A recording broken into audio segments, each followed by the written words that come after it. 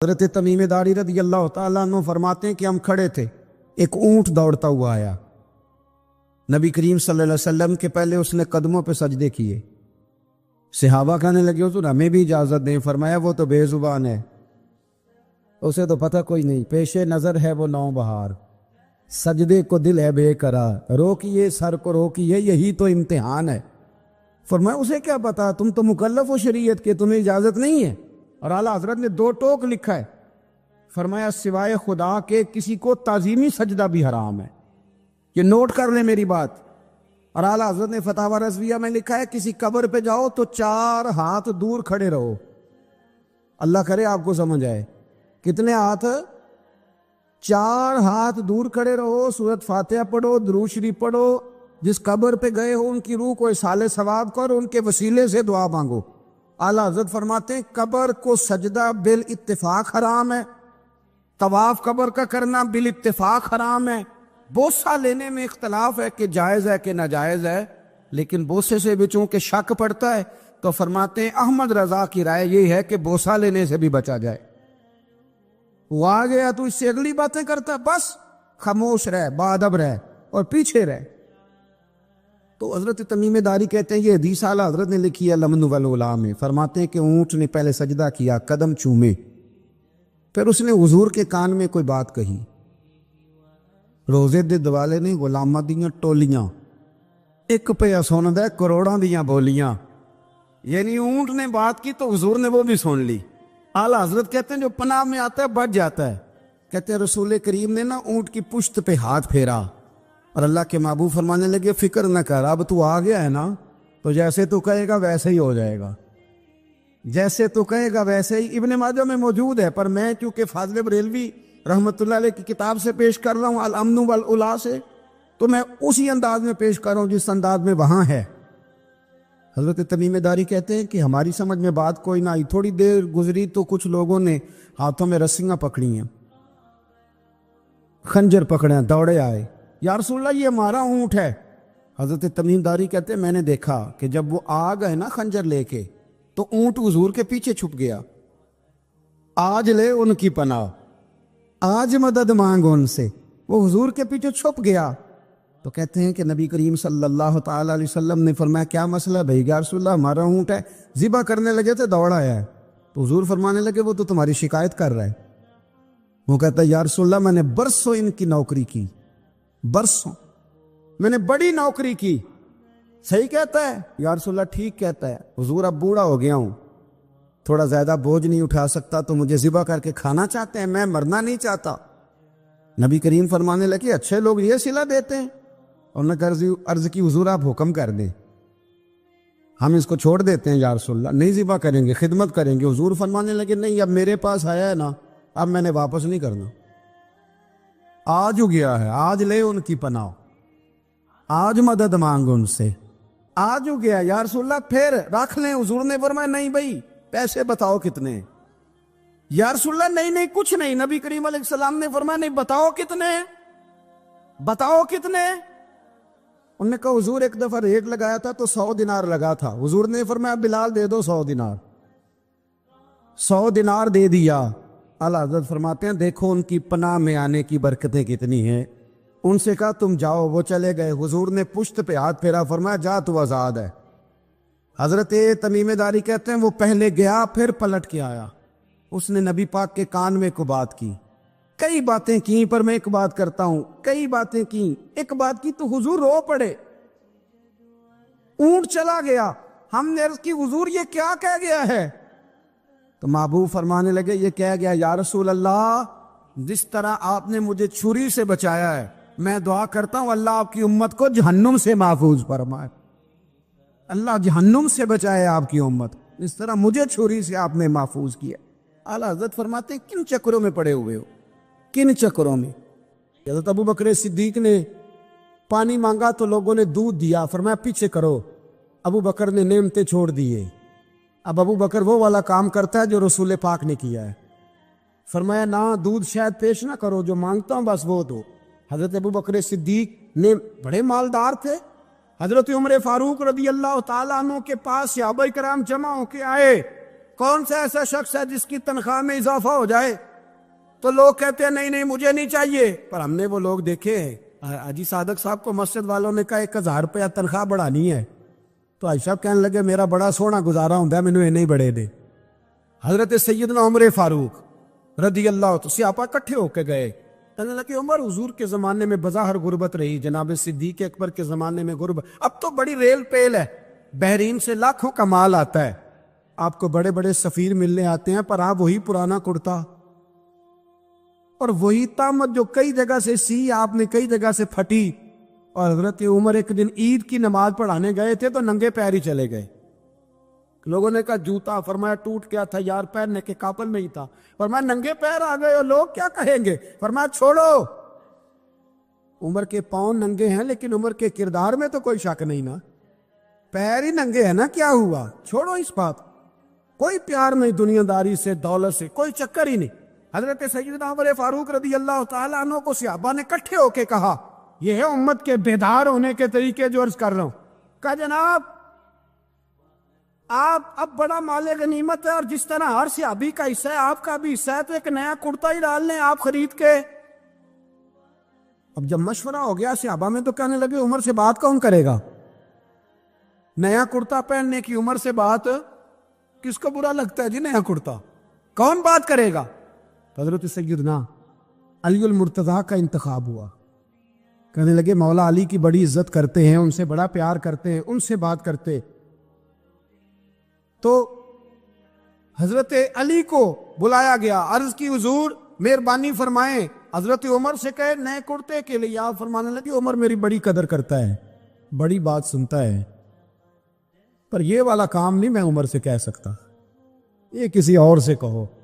تو کہنے لگے آپ رہنمائی کر دے, کس کو کہیں؟ تو جناب علی المرتضیٰ فرمانے لگے اگر حضرت عائشہ صدیقہ سے کہو گے تو عمر فوراً مان جائے گا, وہ مومنوں کی ماں ہے. صحابہ حضرت عائشہ کے پاس, اماں جی عمر کو بلائیں, ان کو کہیں بڑے بڑے سفیر آئے ہوتے ہیں, وہی پرانے کپڑے پہن کے بیٹھ جاتے ہیں. اللہ اکبر. حضرت عائشہ نے پیغام بھیجا, فرمایا عمر کو بلاؤ. عمر فاروق دوڑے ہوئے آئے, پردے کے پیچھے حضرت عائشہ کے پاس گھٹنوں کے بل, اماں جی دیر تو نہیں کر آیا میں آنے میں؟ حکم ہو, حضور کے گھر سے پیغام آیا, بڑے بڑے سفیروں کو چھوڑ کے بھاگے. حضرت عائشہ صدیقہ کہنے لگی عمر دیکھو جائز پیسے ہوں تو اسلام اچھے لباس سے منع نہیں کرتا, اب بڑا بڑا مال آیا ہے, اب تیرا بھی حصہ ہے, تو صحابہ کرام کی خواہش ہے کہ نیا کرتا پہن لو, بڑے بڑے سفیر آتے ہیں, حرج بھی کوئی نہیں, جائز بھی ہے, کوئی منع نہیں. حضرت عمر نے گردن جھکا, جی اماں جی, جی اماں جی, جی اماں جی. حضرت عائشہ کہتی ہیں بات ختم ہوئی, عمر نے گردن اٹھائی تو عمر کی داڑھی آنسوؤں سے بھری ہوئی. کہتی ہے مجھے کہنے لگے اماں جی میں تو صرف مسجد میں دیکھا کرتا تھا, آپ تو مصطفیٰ کو دن رات دیکھتی تھی, جس طرح کے کرتے آمنہ کے لال نے پہنے ہیں مجھے بھی پہنا دو, میں تیار ہوں, میں پہن لوں گا, میں تیار ہوں, پر جس طرح کے میرے نبی نے پہنے. حضرت عائشہ کہتی ہے میں پھوٹ کے روئی, میرا پلو آنسوؤں سے بھر گیا. فرماتی ہیں میں عمر کی بات سنتی گئی تو میرا پلو آنسوؤں سے, میں نے کہا عمر تو جا, تو ٹھیک ہے. فرماتی ہے عمر فاروق سلام کر کے اٹھے, امیر المومنین چلے گئے. اس کونے میں صحابہ چھپے ہوئے تھے, وہ آئے, کہا اماں جی کیا بات ہوئی؟ تمہیں پھر رو پڑی. میں نے کہا کیا بتاؤں, تمہیں پرانے کرتے نظر آتے ہیں, اسے محمد عربی کے جلوے نظر آتے ہیں, اسے رسول اللہ کا رنگ نظر آتا ہے, اسے وہ غلامی نظر آتی ہے. عمر کو دنیا سے پیار, اور دنیا سے پیار نہیں تھا, دعا پتہ کیا تھی؟ یوں جھولی اٹھا کے اللہ مرزقنا شہادتن فی سبیلک واجعل موت فی بلد حبیبک. اللہ عمر کو بسترے والی موت نہ دینا, موت شہادت کی دینا, پر میں میدان میں جا کے نہیں مرنا چاہتا, مجھے رسول اللہ کے شہر میں موت چاہیے, باہر جا کے نہیں, یہی میدان لگے مدینے میں, یہی موت آئے, اسباب بنا, میں مدینہ بھی نہیں چھوڑنا چاہتا. او بھائی ان لوگوں کو نہیں پیار تھا. جناب صدیق اکبر کا وصال ہوا تو زہر کے اثر سے, وہ جو آپ کو زہر لگا تھا, بعض مفسرین نے لکھا ہے کبھی کبھی وہ جو سانپ نے ڈسا تھا تو کبھی کبھی اس کا اثر آتا تھا, بس اللہ نے شہادت دینی تھی کبھی کبھی، ورنہ تو بڑی شفائیں تھیں. حضرت عمر شہید، حضرت عثمان، جناب علی، امام حسن، امام حسین، علی اکبر، علی اصغر، حضرت عباس، حضرت سعد بن معاذ، حضرت امیر حمزہ، مصعب بن عمیر. میرے محبوب نے تو لسٹ بنائی شہیدوں کی، لسٹ بنائی شہیدوں کی. شہادت سے پیار کیا رسول اللہ صلی اللہ علیہ وسلم کے غلاموں نے، پیار کیا شہادت سے. اسی لیے تو کافر اٹھ نہیں سکا کہ شہادت سے حضرت سعد بن معاذ رضی اللہ تعالیٰ عنہ کو زخم لگ گیا، جنگ سے زندہ آ گئے لیکن زخم ہے، رو کے کہنے لگے محبوبہ سارے شہید ہو گئے، میں ایسے ہی رہ گیا. حضور نے فرمایا نہیں، رب تجھے بھی شہادت کی موت ہی عطا فرمائے گا. اسی زخم میں پردہ ہو گیا. میرے بھائی حضرت عمر بن جموع رضی اللہ تعالیٰ عنہ 4 بیٹے لے کے احد کے میدان میں آئے. کہا محبوبہ میرے 4 ہی تھے، میں سارے لے آیا ہوں، سارے ہی قبول ہے؟ اور میں ٹھیک ہے. پھر خود بھی زرہ پہن لی. ایک ٹانگ سے لنگڑے تھے، ٹانگ چھوٹی تھی. حضور نے فرمایا تو نے کیوں لباس پہن لیا ہے؟ کہا حضور میں نے بھی تو جہاد پہ جانا ہے نا.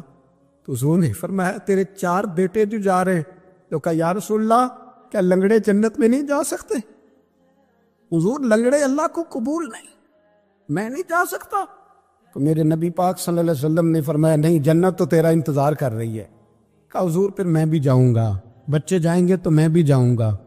ایک بی بی احد کے دن 3 سال کا بچہ لے کے گھر سے نکلی. بیویوں کو کہتی ہے میرا خامد بھی بدر میں شہید ہوا، بھائی بھی اور باپ بھی. آج حضور نے پھر بلایا ہے. دل کرتا تھا کوئی جوان بیٹا ہوتا تو میں پیش کرتی، پر اب میرے پاس یہ 3 سال کا ہی ہے. بچہ لیا مدینے میں مسجد نبوی میں. حضرت بلال سے کہنے لگی 2 منٹ حضور کا دیدار چاہیے. نبی پاک آئے. کیسے آئی ہو؟ کہنے لگی محبوبہ میں شہید کی بیٹی، شہید کی بہن، شہید کی بیوہ ہوں. میرے پاس اب جوان تو کوئی نہیں، یہ 3 سال کا ہی ہے. حضور نے مسکرا کے فرمایا یہ کرے گا کیا کرے گا؟ کہنے لگی حضور سنا ہے اسلحہ تھوڑا ہے، ڈھال کی ضرورت ہے. لوہے کی ڈھال ہوتی تھی، جب تلوار آتی تھی تو آگے کی جاتی تھی.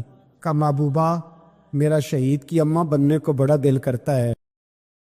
إن أولى الناس بإبراهيم للذين اتبعوه وهذا النبي والذين آمنوا والله ولي المؤمنين ودت طائفة من أهل الكتاب لو يضلونكم وما يضلون إلا أنفسهم وما يشعرون يا أهل الكتاب لم تكفرون بآيات الله وأنتم تشهدون يا أهل الكتاب لم تلبسون الحق بالباطل وتكتمون الحق وأنتم تعلمون وقالت طائفة من أهل الكتاب آمنوا بالذي أنزل على الذين آمنوا وجه النهار واكفروا آخره لعلهم يرجعون ولا تؤمنوا إلا لمن تبع دينكم قل إن الهدى هدى الله أن يؤتى أحد مثل ما أوتيتم أو يحاجوكم عند ربكم قل إن الفضل بيد الله يؤتيه من يشاء والله واسع عليم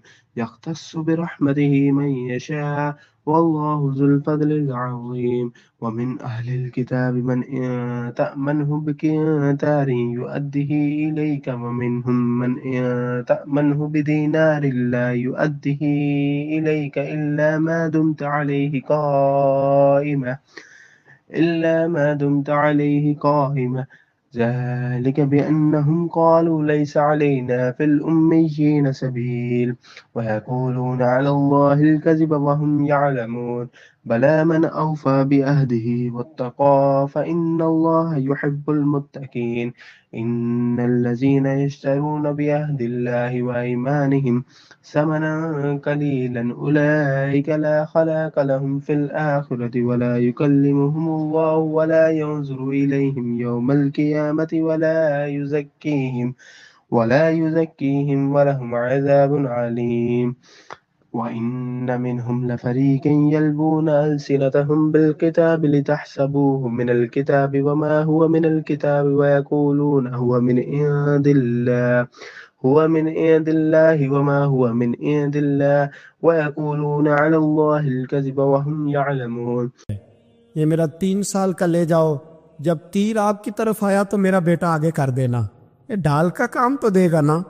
ہنستے ہوئے محبوب کی آنکھوں میں آنسو آئے، بچے کو پکڑ کے سینے سے لگایا، ماتھا چوما، فرمایا جا تیرے ساتھ وعدہ ہے، قیامت کے دن تجھے شہید کی اماں کہہ کے ہی پکارا جائے گا، وعدہ ہے تیرے ساتھ تجھے شہید کی۔ میرے بھائی مرنے کو دل ہی نہیں مسلمان۔ میرے نبی پاک صلی اللہ علیہ وسلم نے فرمایا جس کے دل میں کبھی شہادت کی آرزو پیدا نہیں ہوئی، اس کے سینے میں دھڑکنے والا دل مومن کا ہے ہی نہیں، وہ تو منافق ہے۔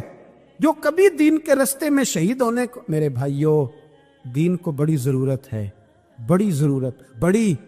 اے خاصہ خاصان رسول، وقت دعا ہے امت پہ تیری آ کے، عجب وقت پڑا ہے۔ وہ دین جو بڑی شان سے نکلا تھا وطن سے، پردیس میں وہ آج غریب الغربا ہے۔ فریاد ہے اے کشتی امت کے نگہباں، بیڑا یہ تباہی کے قریب آن لگا ہے۔ اور ایک شاعر قلم توڑ گیا، کہنے لگا تجھ سے فریاد ہے اے گنبد خضرا والی، تجھ سے فریاد ہے اے گنبد خضرا والے، کعبے والوں کو ستاتے ہیں کلیسا والے۔ تجھ سے فریاد ہے اے گنبد خضرا، اپنے اندر دین کا درد پیدا کرو، ذوق پیدا کر، مسلمان بن کے جینا سیکھو۔ جب کوئی برادری پوچھے تو کہو میں محمدی ہوتا ہوں، میں مصطفی ہوتا ہوں، میں رسول اللہ کا غلام ہوتا ہوں، میں پہلے مسلمان ہوں، باقی کچھ بعد میں ہوں۔ خدا را اپنے گھر میں پردہ کراؤ، خدا را رزق حلال کھاؤ۔ اگر پردے نہ ہو، رزق حلال نہ ہو تو جذبہ جہاد پیدا نہیں ہوتا۔ خدا را اپنے اندر انقلاب برپا کرو، دین کے لیے جینا سیکھو۔ دین بڑا تڑپتا ہے، دین بڑا روتا ہے۔ رسول اللہ آج تجارت کرنے والے ملتے ہیں، آج سیاست کرنے والے ملتے ہیں، دین والے نہیں ملتے، دین کے درد والے نہیں ملتے۔ اپیل ہے آپ سے، آج رات 2 نفل پڑھ کے اور کچھ نہ ہو سکے تو مسلمانوں کے لیے دعا ضرور کر دینا، ان کے لیے دعا ضرور کر دینا۔ اپنے آپ کو بیدار کرو، بیدار کرو۔ بھئی ہم تو آج تک اس لیے ڈر رہے ہیں کہ ہمارا چہرہ ہی نبی پاک جیسا نہیں بن سکا، تو داڑھی رکھنے میں بھی ہم ڈرتے ہیں، نمازی بننے، مسجد آباد کرنے میں، مسلمان کہلانے میں بھی تک خوف ہے۔ تو بتلاؤ نا اس سے آگے بات کب چلے گی؟ جہاد کی بات تو بڑی آگے جا کے ہے۔ بدل جاؤ، رسول اللہ کا غلام بن کے جینا سیکھو، نبی پاک صلی اللہ علیہ وسلم کی غلامی کا پٹا اپنے گلے میں ڈالو۔ یہی امام حسین کی سوچ ہے، یہی امام علی مقام کا پیغام ہے، اس کو کبھی فراموش نہ کرنا۔ امام حسین ہمیں بتا گئے سارا کچھ لٹ جائے پر دین کے اندر کوئی نقص واقعہ نہ ہونے پائے، کوئی شرابی، کوئی بے ایمان، کوئی لٹیرا، کبھی اس کے سپورٹر نہ بننا۔ پیسوں کی پناہ لیتے ہو، عہدوں کے پیچھے چھپتے ہو، دولت کے پیچھے چھپتے ہو، تعلقات کے پیچھے چھپتے ہو، پر میں مصیبت آئے گی تو یہ سارے ہٹ جائیں گے۔ اگر پناہ لینی ہے تو مدینے والے محبوب کی پناہ لو، دروازے رسول پہ آؤ، نبی کریم کی بارگاہ میں جھکو، حضور سے پیار کرو۔ اعلیٰ حضرت فرماتے ہیں محبوب کا ادب کرو، رسول اللہ کی غلامی کرو۔ فرماتے ہیں پھر کے گلی گلی تباہ، ٹھوکریں سب کی کھائے کیوں، دل کو جو عقل دے خدا تو تیری گلی سے جائے کیوں۔ اور فرمانے لگے جان ہے عشق مصطفیٰ، روز فزوں کرے خدا، جس کو ہو درد کا مزہ وہ ناز دوا اٹھائے کیوں، جس کو ہو درد کا مزہ وہ ناز دوا اٹھائے کیوں۔ انہوں نے محبوب کریم کی محبت کا پیغام دیا، صحابہ کی محبت کا، بولیے، صحابہ کی محبت کا پوری کتاب لکھی حضرت صدیق اکبر جناب عمر کے فضائل پر۔ اور مزے کی بات یہ ہے کہ اعلیٰ حضرت نے اردو شاعروں میں سے کسی کو توفیق نہیں ہوئی حضور کو شہنشاہ کہنے کی۔ اعلیٰ حضرت نے کہا میرے نبی شہنشاہ، دلیل کیا دی؟ فرمانے لگے پڑھو ترمذی، حضور نے فرمایا میرے 2 وزیر زمینوں میں ہیں، 2 آسمانوں میں۔ زمین کے 2 وزیروں کے نام ابو بکر اور عمر ہیں، آسمان کے 2 وزیر ہیں جبریل اور میکائیل۔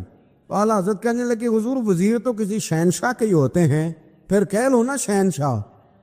تو پھر فرمانے لگے حاجیو آؤ شہنشاہ کا روضہ دیکھو، حاجیو آؤ شہنشاہ کا روزہ دیکھو، کعبہ تو دیکھ چکے اب کعبے کا بھی کعبہ دیکھو، کعبہ تو دیکھ چکے اب کعبے کا بھی غور سے سن تو رضا، کعبے سے بھی آتی ہے صدا، میری آنکھوں سے میرے پیارے کا روزہ دیکھو۔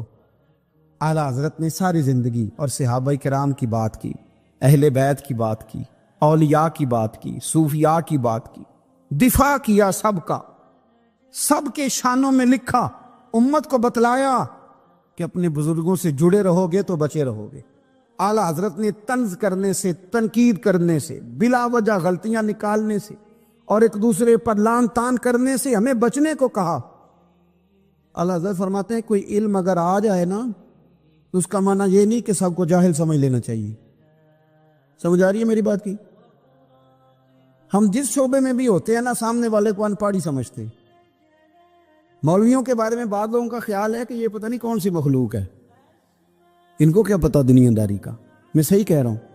اسی طرح جو میرے شعبے سے تعلق رکھنے والے لوگ ہیں وہ کہتے ہیں شاید سارے تاجر 2 نمبر طریقے سے ہی مال کماتے ہیں۔ یہ ہو نہیں سکتا، ایسا ہو نہیں سکتا۔ ہمیں نا دوسروں کی اہمیت کی خبر رکھنی چاہیے، ہمیں ایک دوسرے سے پیار، ہم طنز کرتے ہیں، تنقید کرتے ہیں۔ فاضل بریلوی منع کرتے تھے، آپ فرماتے یہ طریقہ درست، ہم جب غلطیاں نکالنے پہ جاتے ہیں تو معاذ اللہ اتنا اوپر بن جاتے ہیں کہ معاذ اللہ ثم معاذ اللہ اللہ رسول تک پہنچ جاتے ہیں۔ اعلیٰ حضرت کے زمانے میں ایک شخص نے کہہ دیا نبی پاک کا خیال آئے تو نماز ٹوٹ جاتی ہے۔ عقل ہے نا جی، جہاں مرضی لے جاؤ۔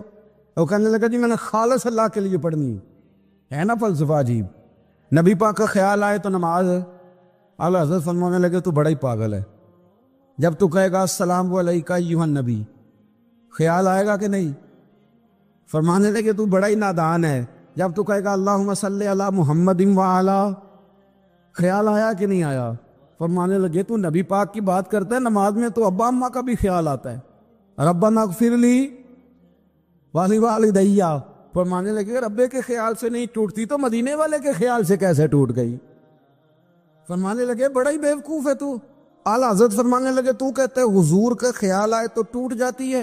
فرمانے لگے جب تک حضور کا خیال آئے نہ نماز ہوتی ہی نہیں، جب تک حضور کا خیال نہ آئے نماز ہوتی ہی نہیں، سوال ہی نہیں پیدا ہوتا۔ لوگوں نے کہا جناب وہ کس طرح؟ تو اعلیٰ حضرت فرمانے لگے اللہ نے کہا قرآن میں واقعی الصلاۃ، نماز پڑھو، یہ نہیں بتایا کتنی پڑھنی ہے، اور یہ بھی نہیں بتایا فجر کی کتنی پڑھنی ہے، یہ بھی نہیں بتایا ظہر کی، یہ بھی نہیں بتایا قیام کیسے کرنا ہے، ہمیں یہ بھی نہیں بتایا رکوع کیسے کرنا ہے۔ ہمیں پتہ کیسے پتہ چلا؟ جب صحابہ نے کہا نا رب کہتا ہے نماز پڑھیں تو کیسے پڑھیں، تو حضور فرمانے لگے سلو کما رأیتمونی اصلی، نماز اس طرح پڑھو کرو جس طرح مجھے پڑھتے ہوئے دیکھتے ہو۔ تو کہا یہ تو کیسی عجیب بات کر رہا ہے کہ نبی کریم صلی اللہ علیہ وسلم کا خیال آئے۔ اور پھر بڑی مزیدار بات، ایک شخص نے اعلیٰ حضرت سے آ کے نا، اس زمانے میں نا ایک آریہ مذہب ہوتا تھا، اب اللہ کا شکر ہے وہ کوئی نہیں، اب ویسے جو بڑے نئے نئے مذہب نکل آئے ہیں، جو آدمی جتنا پڑھ جاتا ہے معاذ اللہ وہ ایک نئی بات ہی شروع کر دیتا ہے، اور جو انوکھی بات کرے اس کے پیچھے رش بھی زیادہ ہو جاتا ہے، سٹائل ذرا ہٹ کے ہو نا جی تو ذرا ماحول جلدی بن جاتا ہے۔ تو وہ آریہ مذہب تھا، تو وہ ایک آریہ آ گیا اعلیٰ حضرت کے پاس، آ کے کہنے لگا کہ فرض کی اہمیت زیادہ ہے کہ سنت کی؟ تو اعلیٰ حضرت فرمانے لگے بھئی اہمیت تو فرض کی زیادہ ہے۔ تو کہنے لگے آپ کا وضو تو پھر سنت سے شروع ہوتا ہے، وضو میں پہلا فرض ہے منہ دھونا، اور آپ سب سے پہلے ہاتھ دھوتے ہیں، یہ بھی سنت، ناک میں پانی ڈالنا یہ بھی، کلی کرنا یہ بھی۔ میری بات کی سمجھ آ رہی ہے؟ اس نے کہا یہ آپ عجیب لوگ ہیں، فرض اگر بڑا ہے تو پہلے فرض ہونا چاہیے تھا۔ سمجھ آ رہی ہے میری بات کی؟ لوگ دین پر بڑے بڑے مختلف اعتراضات کرتے ہیں نا، اس نے کہا جی پہلے ہونا چاہیے تھا فرض، تو منہ دھونا فرض ہے، آپ نے گھٹنوں تک ہاتھ دھوئے، اب یہ جو آپ نے ہاتھ دھو یہ بھی سنت، کلی کری تو وہ بھی سنت، ناک میں پانی ڈالا تو وہ بھی سنت، تو آپ تو چوتھے نمبر پہ فرض ادا کر رہے۔ تو اعلیٰ حضرت فرمانے لگے تم اصل میں محبوب کا غلام نہیں نا، ہاں تجھے کیا پتا ہو یہ بات کیا ہے، تو بیٹھ جا ہم سے سن، ہم تجھے بتاتے ہیں۔ اس نے کہا جی کیا مطلب؟ فرمانے لگے یہ محبوب جو ہے نا ہمارے، یہ ہمیں بڑی جگہوں سے بچاتے ہیں، یہ بچا بچا کے فرائض تک لے جاتے ہیں۔ کیا مطلب؟ کہنے لگے حضور نے ہمیں کہا ہے کہ پہلے نا ہاتھ دھو لو، پتہ چل جائے پانی زیادہ گرم تو نہیں۔ منہ جاوی نہ جائے، پہلے نہ دیکھ لو، فرمایا پھر ناک میں ڈال کے پتہ کرا لو کہ اس میں سے بدبو تو نہیں آتی، سنت بھی ادا ہو گئی، پتہ بھی چل گیا بو تو نہیں آ رہی، اور فرمایا پھر منہ میں ڈال کے چکھ لو کہ بد ذائقہ تو نہیں۔ اب یہ 3 سنتیں ادا کر کے تم فرض ادا کرو گے تو اللہ بھی راضی ہوگا، اللہ کے رسول بھی راضی ہوں گے۔ اور ازویہ میں اس مضمون کو بیان کرتے ترمذی شریف کی وہ حدیث نقل کرتے ہیں، آپ فرماتے ہیں مسلمانوں اس حدیث کو یاد کر لو، اگر تم اسے یاد کرو گے تو مضبوط ہو جاؤ گے۔ حدیث کیا ہے؟ نبی کریم صلی اللہ علیہ وسلم نے فرمایا اگر سارے انسان مل کے بھی تیرا برا کرنا چاہیں تو جب تک رب کی مشیت نہ ہو وہ تیرا برا کر نہیں سکتے، اور حضور صلی اللہ علیہ وسلم نے فرمایا اگر سارے انسان مل کے تیرا بھلا کرنا چاہیں تو جب تک رب کی رضا نہ ہو تیرا بھلا ہو نہیں سکتا۔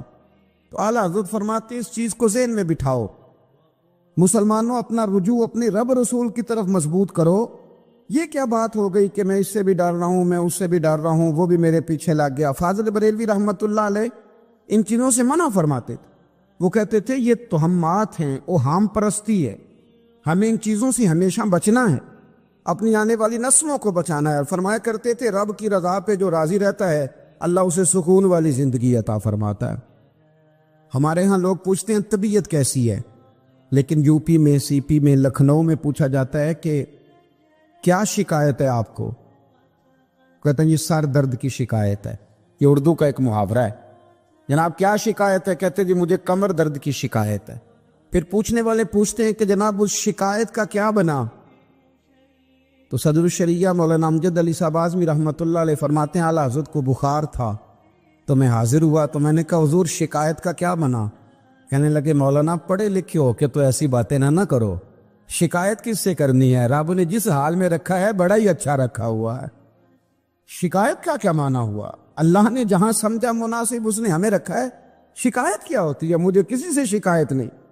فرمایا کرتے تھے الحمدللہ مجھے سر درد بھی ہوتا ہے اور بخار بھی ہوتا ہے اور میں بڑا خوش ہوں، یہ وہ والی بیماریاں ہیں، یہ وہ امراض ہیں جو نبیوں کے قدم بھی چومنے آیا کرتے تھے۔ میں خوش بخت ہوں کہ وہ امراض جو انبیاء کے پاس آتے تھے، سر درد اور بخار، وہ مجھے لگتے ہیں۔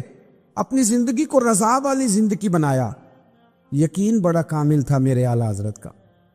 امام غزالی نے حدیث لکھی ہے، نبی کریم صلی اللہ علیہ وسلم نے فرمایا ہے یقین اس طرح سیکھا کرو جس طرح تم قرآن سیکھتے ہو۔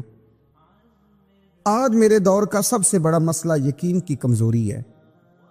مسلمان کچی پکی سوچیں سوچتا ہے، کمزور کمزور جملے بولتا ہے، اس کو دنیا داروں کے وعدوں پر اعتماد جلدی ہوتا ہے، لیکن معاذ اللہ اللہ رسول کے وعدوں کے بارے میں یہ کئی دفعہ شکوک کا شکار ہوتا ہے، اسے سمجھنا چاہیے۔ فاضل بریلوی ایک پختہ یقین والی شخصیت تھے، پختہ یقین والی۔ بریلی شریف کے دائیں بائیں طاعون کا مرض پھیل گیا تو اعلیٰ حضرت فرماتے ہیں میرے منہ میں بھی کچھ گلٹیاں نکل آئیں، تو بعض لوگوں نے کہا شاید آپ کو بھی طاعون ہو گیا ہے۔ اعلیٰ حضرت رحمۃ اللہ علیہ فرماتے ہیں جو سب سے بہترین طبیب تھا بلایا گیا، اس نے میرا منہ دیکھ کے گلٹیاں دیکھ کے کہا خو آپ کو تو طاعون کا مرض ہو گیا ہے۔ تو اعلیٰ حضرت فرمانے لگے مجھے ساری بیماریاں لگ سکتی ہیں، یہ نہیں لگ سکتی۔ اس نے کہا حکیم میں ہوں کہ آپ ہیں؟ فرمایا نہیں آپ ہی ہیں، پر یہ بیماری مجھے نہیں لگ سکتی، یہ مجھے ہو نہیں سکتی۔ اس نے اصرار کیا تو اعلیٰ حضرت رحمۃ اللہ تعالی علیہ اس کو کہنے لگے میاں تو جو مرضی کر لیکن مجھے طاعون کا مرض نہیں ہو سکتا، یہ بات طے ہے۔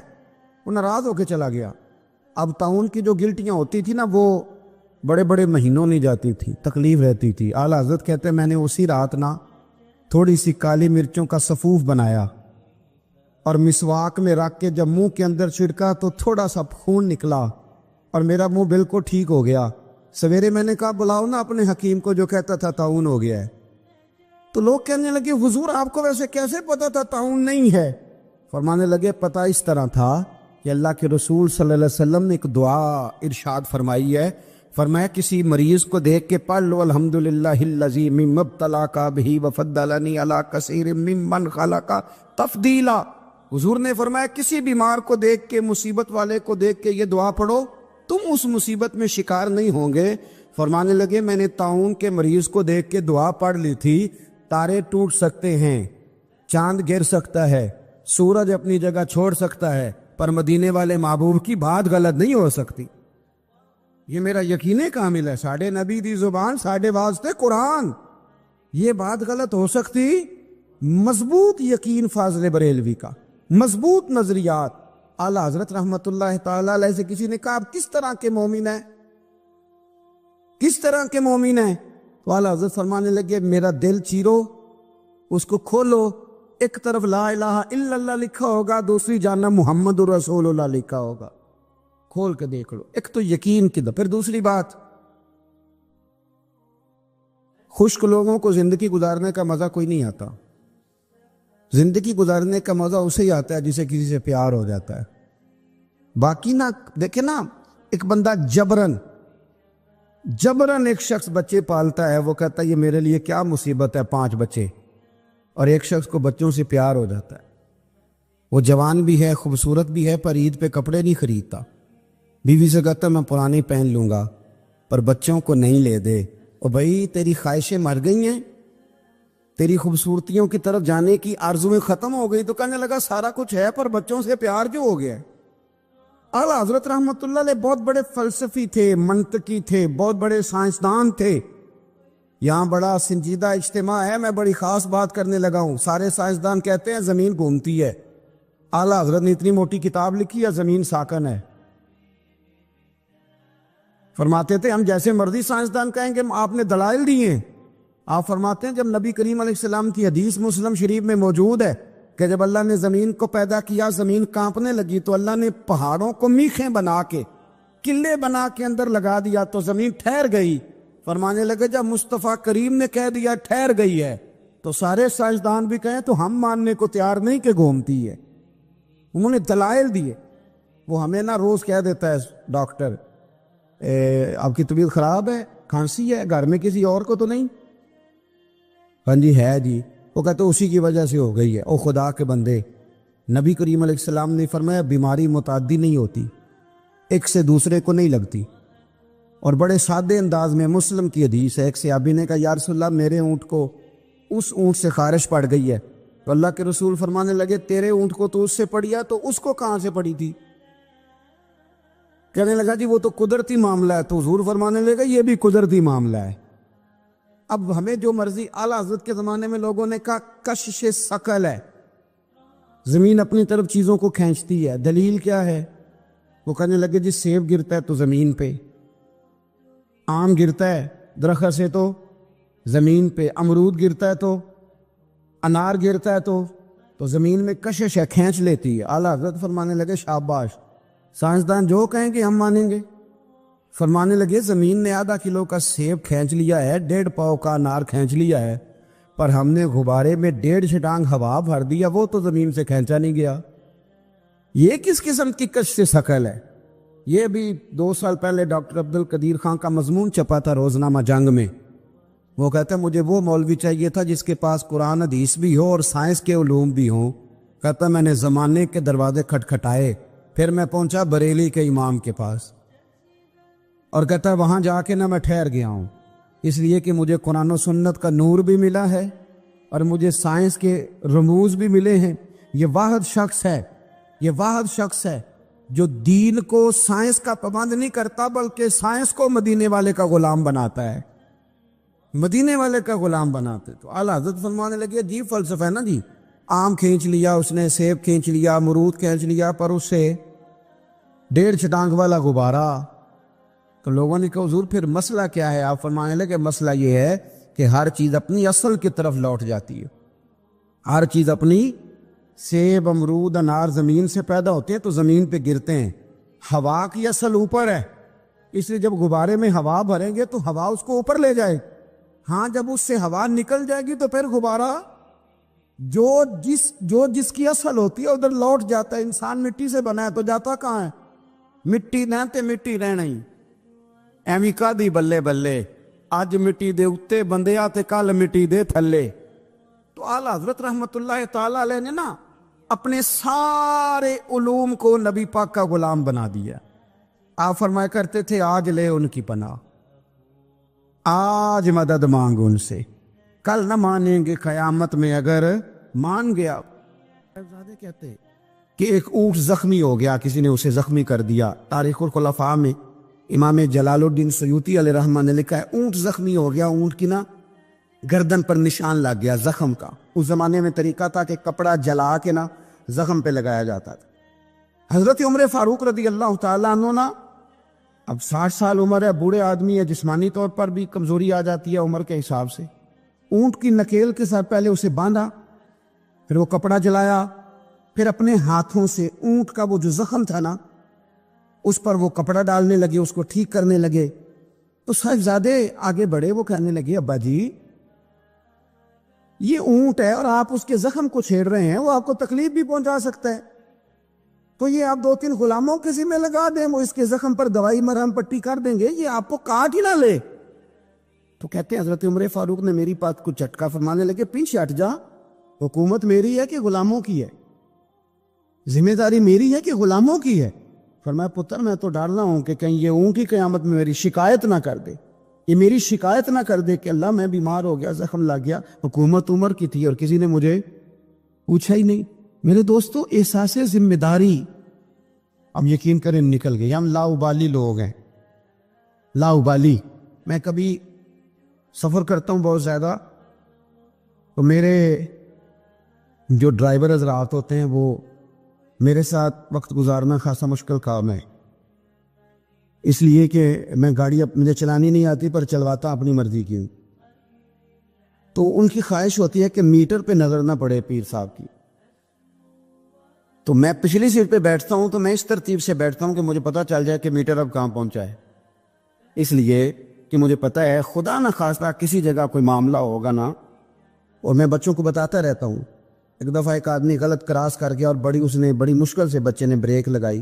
بچہ کہنے لگا اس کے قریب جا کے نا تو میں نے بھی اس کو اسی طرح سزا دینی ہے. تو میں نے کہا پتر تو بات کو سمجھ, اسے کوئی بھی کچھ نہیں کہے گا, اور ہمیں لوگ کہیں گے تو اسی تے سیانے بیانے ہونا. ہمیں اپنی ذمہ داریوں کا احساس کرنا چاہیے. جب ہم غیر ذمہ دار کسی جگہ بھی ہو جاتے ہیں تو حالات خراب ہو جاتے ہیں. حضرت فاروق اعظم رضی اللہ تعالیٰ نا چھوٹی چھوٹی باتوں کا خیال کرتے. دیکھیں نا امام مسجد, میں روز امام مسجد کے حقوق بیان کرتا ہوں, لیکن مجھے مسجدوں کے ائمہ سے شکوہ بھی ہے, وہ اپنے نمازیوں کا نہیں خیال کرتے, ان کی طبیعت کا نہیں لحاظ کرتے. ہم اگر تھوڑا سا لحاظ کریں ائمہ مساجد نمازیوں کا, نبی پاک علیہ السلام نے فرمایا کہ میرا دل کرتا ہے میں لمبی نماز پڑھاؤں, لیکن پھر مجھے خیال آتا ہے کہ پیچھے بوڑھے بھی ہیں, بیمار بھی ہیں, بچے بھی ہیں. میرا دل کرتا ہے لیکن میں لوگوں کی تکلیف کو دیکھتے ہوئے نماز مختصر پڑھاتا ہوں. ائمہ مساجد اگر تھوڑا سا غور کریں, پیار کریں لوگوں کے ساتھ, تو مسجد کے اندر ایک خوبصورتی والا ماحول. یار میرا مطلب ہے کچھ بندے ایسے ہوتے ہیں جو بیچارے غصہ کسی اور کا ہوتا ہے نکالتے مسجد آ کے ہوتے ہیں, تو گھر میں بھی تو دادا ابو کئی دفعہ اس طرح کاری لیتے ہیں نا. تو تھوڑا سا اگر ظرف بڑا ہو, حوصلہ ذرا بڑا ہو, آپ کو ہنسنا آتا ہو. نبی پاک صلی اللہ علیہ وسلم اکیلے بیٹھتے تھے تو متفکر بیٹھتے, اکیلے ہوتے تھے تو سوچتے تھے, اکیلے ہوتے تھے تو سوچتے. میری بات پہ غور کرنا, اکیلے ہوتے تھے تو سوچتے تھے, اور جب لوگوں کے بیچ بیٹھتے تھے تو ہنستے تھے. لوگوں کے بیچ آ کے منہ نہیں بنانا, وہ اکیلے آپ فکر کریں, غور کریں جو مرضی. اکیلے بیٹھتے تھے تو حضور تفکر کرتے تھے, لوگوں میں آتے تھے تو مسکرا کے آتے تھے. تو حضرت عمر فاروق اب 24 لاکھ مربع میل کا حکمران اور ہزاروں لوگ جس کے پیچھے نماز پڑھیں, وہ ایک ایک بندے کا خیال کرے, ممکن نہیں ہوتا. ایک بڑے جلیل القدر صحابی تھے حضرت سعید بن یربوع رضی اللہ تعالیٰ عنہ. حضرت عمر کے زمانے میں نا نابینا ہو گئے. حضرت فاروق اعظم رضی اللہ تعالیٰ عنہ لوگوں سے پوچھا کہ سعید نہیں نظر آ رہے, اس کی حضور ان کی بینائی چلی گئی ہے. جناب عمر گھر گئے, تعزیت کی, آپ کو تکلیف پہنچی, اللہ آپ کا بھلا کرے. آپ ان سے پوچھتے ہیں بھئی یہاں تو کوئی سپاہی چلا جائے نا دنیا سے, تو کوئی صوبائی وزیر یا کوئی افسر آ جائے بس کافی ہے, وزیر اعظم صاحب کے پاس کہاں وقت ہے. وہ کہتے ہیں 2 منسٹر بھیج دیے تھے, بات ختم ہو گئی. حضرت عمر خود گئے, صحابی کی آنکھیں چلی گئی تھی, اور جا کر کے اسے کہنے لگے کہ اب آپ مسجد کیسے آئے جائیں گے. انہوں نے کہا حضور یہ تو میرے لیے بڑی تکلیف والا معاملہ ہے, نابینا ہو گیا ہوں, تنہا تو جا نہیں سکتا, قربان جاؤں سیدنا فاروق اعظم پر. حضرت عمر فاروق رضی اللہ تعالیٰ عنہ نے ایک بندے کی باقاعدہ ڈیوٹی لگائی فرمانے لگے تیری آج کے بعد ذمہ داری ہے 5 وقت حضرت سعید کا بازو تھامنا ہے، تو انہیں مسجد پہنچانا ہے اور 5 وقت ان کو گھر لے کے آنا ہے۔ فرمایا یاد رکھنا، یہ نہ سمجھنا کہ میں آرڈر دے کے بھول جاؤں گا، میں ہر ہفتے تم سے پوچھا بھی کروں گا کہ تم نے سعید کے ساتھ کیا سلوک کیا۔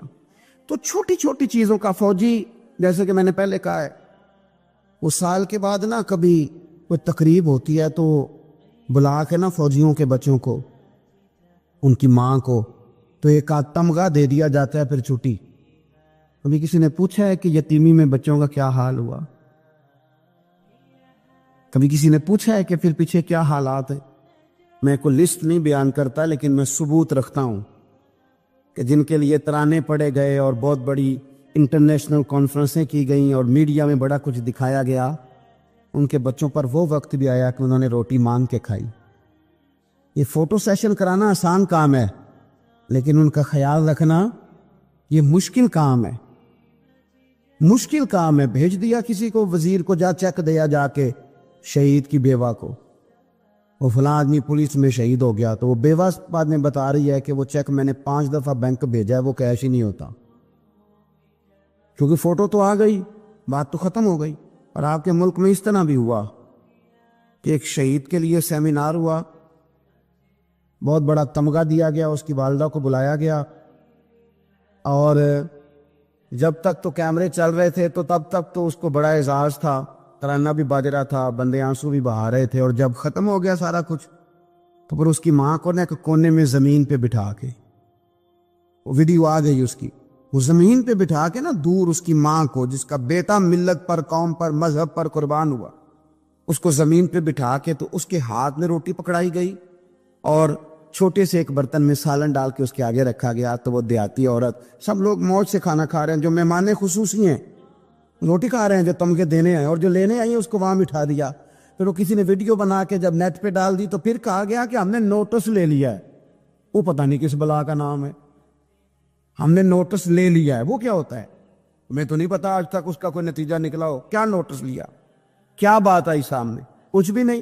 وہ جی پتہ کر رہے ہیں، وہ 2-4 بندوں کی کمیٹی بنا دی ہے، وہ کمیٹی خیال کرے گی۔ کیا صاحب آپ بات کرتے ہیں؟ آؤ میں آپ کو نبی پاک علیہ وسلم کے اس شاندار غلام کی بات بتاؤں۔ صحیح بخاری میں حدیث، صحابہ کہتے ہیں حضرت عمر فاروق رضی اللہ تعالیٰ عنہ کے پاس سے خاتون روتی ہوئی آئی، کہنے لگی خامد میرا شہید ہو گیا اور 4-5 بیٹیاں چھوڑ گیا، تو گھر میں تو بکری کا کھور بھی نہیں، کوئی چیز نہیں کھانے پینے کے لیے۔ فاروق اعظم رضی اللہ تعالیٰ عنہ نے کمیٹی نہیں بنائی، چیک نہیں دیا، وہ ایک اچھا سا اور ایک خوبصورت سے پیکج کا اعلان نہیں فرمایا، بلکہ فاروق اعظم نے ایک اچھا تازہ تگڑا اونٹ مال غنیمت کے اونٹوں میں سے لیا اور 2 بوریاں اپنے ہاتھوں سے اچھے راشن کی بھری، اس کے اندر ڈھیر سارے نگد پیسے بوریوں میں ڈالے، اور وہ دونوں بوریاں اونٹ کے اوپر اپنے ہاتھوں سے، بخاری پڑھ رہا ہوں، ان کی رسیاں باندھی، پھر اس عورت کے ہاتھ وہ لگام تھمائی اور اسے کہا پتر میں نے تجھے اتنا مال دے دیا ہے کہ جب تک یہ ختم ہوگا نا انشاءاللہ تب تک تیرے حالات بھی اللہ بدل دے گا، تیرے دن بدل جائیں گے جب تک یہ ختم ہوگا۔ وہ خاتون جانے لگی تو آپ فرمانے لگے بیٹا اونٹ نہیں واپس بھیجنا، یہ بھی تیرا ہی ہے، دے دیا تجھے۔ اب چلے گئی وہ خاتون، تو صحابہ کہتے ہیں ہم نے پوچھا کہ جناب آپ تو بڑے کفایت شعار ہیں، آپ تو بڑی بانٹ کے چیزیں دیتے ہیں، تو آپ نے اس بچی کو اتنا کچھ دے دیا اور بیک وقت دے دیا اور واقعی بہت زیادہ دے دیا اور نقدی پیسے بھی دے دیے۔ حضرت عمر فرمانے لگے تم نہیں نہ جانتے، میں جانتا ہوں، یہ میرے نبی پاک کے صحابی حضرت خفاف بن ایمان رضی اللہ تعالیٰ عنہ کی صاحبزادی ہے، اور میں نے حدیبیہ کے مقام کے اس کے باپ کو حضور کی خدمت کرتے دیکھا ہے، میں نے انہیں جنگیں لڑتے دیکھا ہے، اس کے باپ کو، اس کے بھائی کو۔ فرمایا وہ تو بچی آئی ہے تو میں تمہیں کیا بتاؤں، مجھے تو تکلیف شروع ہو گئی ہے کہ اسے آنا کیوں پڑا ہے، خدا کے برکے میں کیوں خدمت نہیں کر سکا، اسے آنا کیوں پڑا۔ عزیز دوستو یاد رکھنا، اصلہ نال جے نیکی کریے تے نسلاں تاک، کچھ لوگ ایسے ہوتے ہیں جنہیں قدر ہوتی ہے، وہ قربان کر دیتے ہیں عرش ہے۔ اللهم صل على محمد وعلى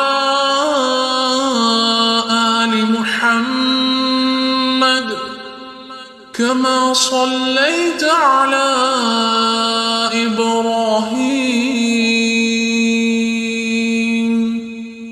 وعلى آل إبراهيم إنك حميد مجيد. اللهم بارك على محمد وعلى آل محمد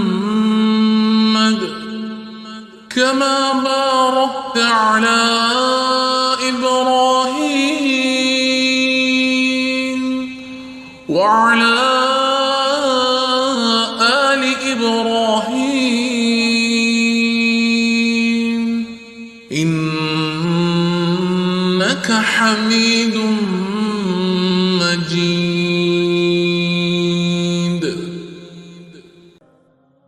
لیکن اصولوں پر کبھی سمجھوتا نہیں کرتے. حضرت سیدنا فاروق اعظم رضی اللہ تعالیٰ عنہ نے اتنا نوازا اس بچے، اور پھر اثار کر کے نوازتے تھے.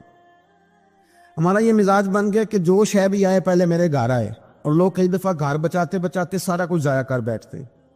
ہر شے، ہر چیز، حتیٰ کہ معاذ اللہ دین ایمان بھی، دعائیں بھی. پیسہ بچ جائے، گھر بچ جائے، باقی جو شے جاتی ہے وہ جائے. لیکن سیدنا فاروق اعظم کا رنگ بڑا انوکھا ہے، انداز بڑا نرالا ہے. ایک جگہ سے نا چادریں آئیں بہت ساری. میرا خیال ہے کہ جو بہترین چیز ہوتی ہے نا وہ لوگ پہلے گھر رکھ لیتے ہیں. یہ قربانیاں ہوئی ہیں نا جی، تو 4 5 رانے جنہوں نے 6 بکرے کیے وہ پہلے انہوں نے سائیڈ پہ کر لی. مجھے ایک سنگی بتانے لگے کہ اس دفعہ آپ کی دعا سے خیر ہوئی ہے، ہم نے مکس کر کے گوشت بانٹا ہے، ورنہ پہلے اسی طرح کرتے تھے کہ جو رانے ہیں نا وہ ساری سائیڈ پہ کرو اور باقی پھر اکٹھا کر کے اللہ کے راستے میں دے دو. اللہ کی راہ میں جو دینا ہے، جو اپنی راہ میں دینا ہے اس کا طریقہ، اور اللہ کی راہ میں دینا ہے معاذ اللہ تو اس کا سٹائل ہے اور ہے. فرمانے لگے کہ چادریں آئیں اور بڑی بڑی قیمتی چادریں آئیں، تو فاروق اعظم رضی اللہ تعالیٰ عنہ نے کوئی اس میں تخصیص نہیں کی، 1 1 2 2 3 3 4 4 بانٹتے رہے. چادریں تھی عورتوں والی. اب جو سب سے نیچے سے چادر نکلی وہ اتفاق سے بڑی شاندار نکل آئی. آخر میں جو رہ گئی نا، صبر کریں تے موتی مل سن، تے ذکر کریں تے ہیرے. یہ صبر کریں تے موتی مل سن، ذکر کریں تے یہ پاگلا مانگو رولا پاویں، نہ موتی نہ صبر کریں تے موتی مل سن، ذکر کریں تے. آج کل لوگ شور ڈال کے سارا کچھ کرنا چاہتے. تو چپ کر کے کونے میں بیٹھ جا، تو بیٹھا رہ، تو ڈرنا دے. پوچھنے والا خود ہی تجھ سے پوچھ لے گا تو کدھر سے آیا ہے. وہ ختم ہوگی بات. وہ صبر کیا نا جب وہ چادریں ساری، ایک چادر اب اپنے گھر والوں کے لیے انہوں نے چادر ابھی دینی تھی، وہ سب سے نیچے قیمتی چادر نکل آئی. تو چادر بڑی حسین ہے اور باری بھی حضرت عمر کی لگ گئی. ان کے گھر چانی تھی چادر ان کی اہلیہ کے لیے. تو ایک صحابی کہنے لگے یہ آپ کی زوجہ جناب ام کلثوم رضی اللہ تعالی عنہا پر بڑی جچے گی چادر، بڑی حسین ہے، اور یہ خاتون اول کو بڑی جچے گی. تو حضرت عمر کہنے لگے ام سلیت رضی اللہ تعالی عنہا ایک خاتون ہے، یہ چادر انہیں دوں گا. کہا ان کو کیوں دیں گے؟ فرمانے لگے اس لیے کہ احد میں جب بہت سارے لوگ زخمی ہو گئے تھے تو میں نے اس بی بی کو دیکھا تھا مسکیزہ اٹھا کے نبی پاک کے غلاموں کو پانی پلا رہی تھی. تو یہ خوبصورت چادر اس کے حصے میں آئے گی جس رسول اللہ کے دین کی خدمت کی. وہ حضرت عمر نے بتایا جو حضور کے دین کی خدمت کرتے رہے ہم ان کی خدمت کرتے رہے. فوجیوں کو بھیجتے تھے نا جب آپ جہاد پر، تو پیچھے سے فوجیوں کے گھروں میں جاتے تھے صبح خود. میں پہلے کہہ چکا ہوں کہ یہ نہیں کہتے تھے کہ محکمے والوں کی ڈیوٹی لگا دی ہے، خود جاتے تھے اور فوجیوں کے گھر والوں سے پوچھتے تھے کوئی سبزی تو نہیں منگانی؟ کہ نہیں حضرت عمر، کوئی سودا تو نہیں منگانا؟ تو وہ خواتین کہتی کہ ہاں زیتون لانے والا ہے، پنیر لانے والی ہے، گھی لانے والا ہے، ستوں کی ضرورت ہے. تو فاروق اعظم نے لسٹ پکڑی ہے. تو بازار میں آتے تو شور مچ جاتا، امیر المومنین آئے. لوگ پوچھتے آپ کیسے آئے؟ فرمانے لگے وہ فوجیوں کے گھروں میں سودا پہنچانا ہے. ایک دفعہ قحط بھی پڑا تھا حضرت عمر کے دور میں، عام الرمادہ اس کو کہتے ہیں. 8 9 مہینے بارش نہیں ہوئی تھی. حضرت عمر فاروق نہ شروع سے زیتون استعمال نہیں کرتے تھے، کچھ بندے کچھ چیزیں نہیں نہ کھا سکتے، ان کا مزاج نہیں ہوتا. میرا بھائی ہے گوشت نہیں کھاتا، میرا ایک بیٹا ہے سوائے گوشت کے کوئی شے نہیں کھاتا. اب یہ فرق ہے، کوئی کچھ کھاتا ہے اور کوئی کچھ کھاتا ہے. اب اس کا کیا کیا جائے؟ اپنا اپنا لوگوں کا مزاج ہے. ہمارے سامنے بہت سارے بندے بہت ساری چیزیں، اللہ کے فضل سے ناپسند کوئی شے نہیں، لیکن کچھ چیزیں انسان کی طبیعت پر سوٹ نہیں کرتی، اس سے وہ نہیں کھائی جاتی. یہ الگ بات ہے کہ لوگ پیر صاحب کو بلیک میل کرتے ہیں، کہتے ہیں کھائیں، ہم نے وضو کر کے پکائی ہے، یا آپ نے وضو کر کے پکائی ہے تو وہ جو دوائی کھا کے ہضم کرے گا. تو آپ مہربانی کریں، وہ نہیں کھانا چاہ رہا تو آپ اس کو تھوڑی سی گنجائش ہی دے دیں. تو حضرت عمر فاروق زیتون استعمال نہیں کرتے تھے، ان کی طبیعت کو تکلیف دیتی تھی. اب قحط کا زمانہ ہے، آپ کا مزاج تھا گھی کے ساتھ سالن پکتا تو کھاتے، تو قحط پڑا نا تو گھی بہت مہنگا تھا اور زیتون سستا تھا. تو حضرت عمر نے کہا سارے زیتون ہی کھائیں گے. گھر آ کے اپنی بیوی سے کہا کہ آج کے بعد ہنڈیا زیتون میں پکے گی. حالانکہ اس زمانے میں زیتون بہت سستا ہے. تو اہلیہ کہنے لگی بچے تو کھا لیں گے تو آپ کا کیا بنے گا؟ فرمایا میرا بھی کچھ نہیں بنے گا، میں بھی کھاؤں گا. اب ایک آدمی نے ایک چیز کبھی نہیں کھائی، پھر وہ روز کھانی پڑے.